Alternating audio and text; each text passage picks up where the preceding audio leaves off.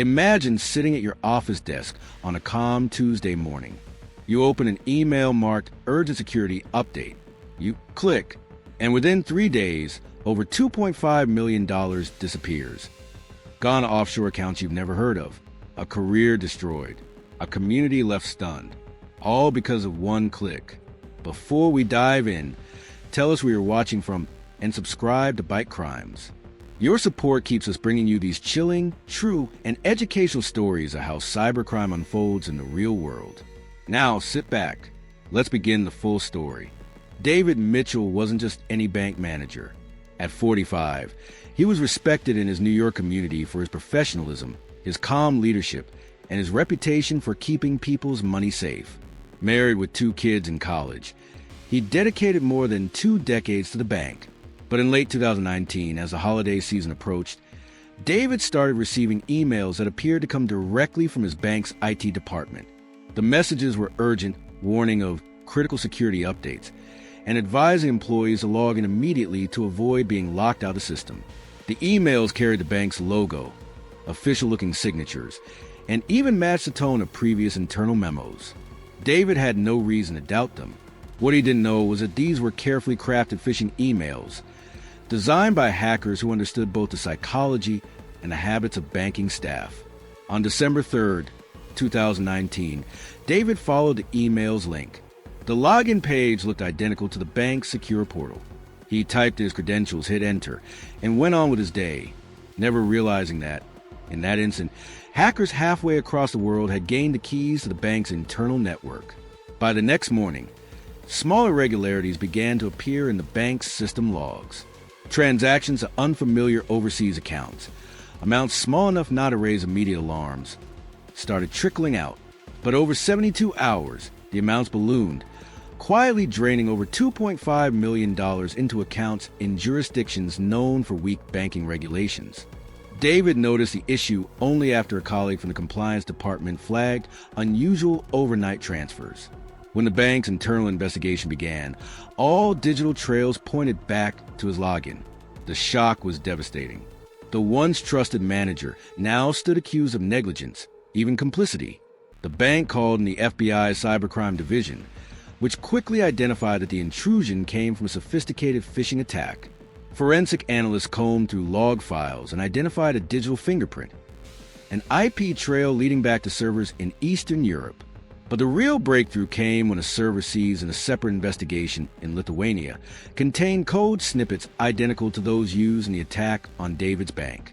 Cross-referencing the data with Interpol's database led to a name, Andrei Volkov, a 29-year-old Russian national already on an international watch list for several high-profile financial hacks.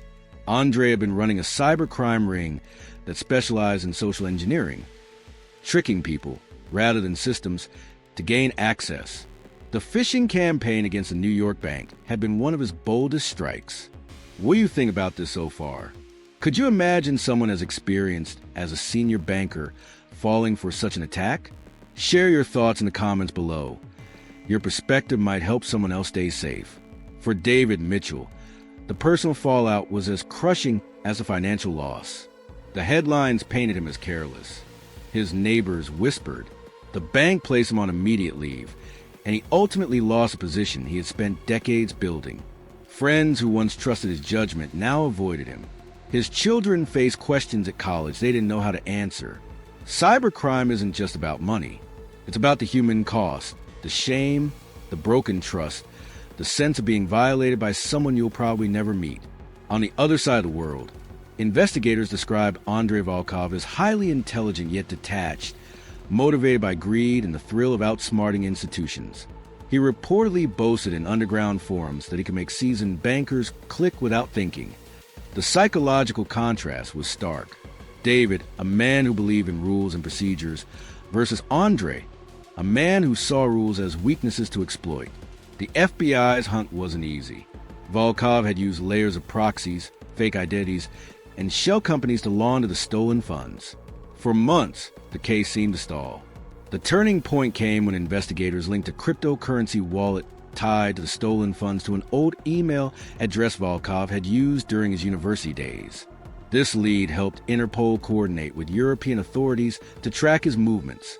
By mid-2020, Volkov was arrested in a joint operation in Prague. Although extradition proceedings were lengthy, his arrest marked a victory in the international fight against cybercrime. David Mitchell, while cleared of deliberate wrongdoing, never regained his old job. The bank tightened its cybersecurity policies, introducing mandatory phishing simulation training for all employees. This case became one of the most costly phishing attacks in U.S. banking history. More importantly, it showed that even well-educated, highly experienced professionals could become victims of social engineering. The lesson was clear. Cybersecurity isn't just about firewalls and software. It's about human awareness. Hackers prey on urgency, fear, and trust. A single careless click can open the door to a multi-million-dollar breach. For many viewers, especially those working in finance, this story is a stark reminder that vigilance must extend beyond the office firewall. Volkov eventually faced trial in Europe for a series of cybercrimes, including the phishing attack that devastated David's career. Some of the stolen funds were recovered, but not all. David has moved to a smaller community bank, focusing on advocating for stronger cybersecurity education. His experience turned into a cautionary tale that banking associations now share in training sessions. And that brings us to the end of this case, an unforgettable reminder of how social engineering can shatter lives and institutions. Thank you for staying with us through this chilling but important story. We'd love to hear your thoughts. Could you imagine yourself falling for such a convincing email? Share your opinions in the comments below. If you found this story informative and eye-opening, please hit the like button and, most importantly, subscribe to Byte Crimes.